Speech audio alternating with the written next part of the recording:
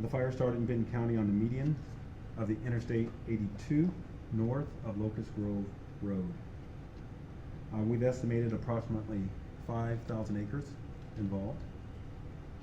The cause of the fire is still an investigation at this time and will go on for a period of time. Due to the high winds, we're guessing or estimating up to 20-25 mile an hour winds. The fire quickly crossed into the city of Kennewick, threatening the Canyon Lakes area of southeast Kennewick.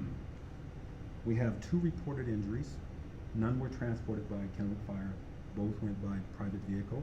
We believe one to be smoke inhalation, possibly from trying to protect their home, and we believe there was another hand injury that ensued. So fairly minor considering what the community experienced. Total number of structures impacted was 8. We have 5 homes that were total losses. We have 3 additional with damage. We have sheds and garages. We have a total of about 6 we're estimating.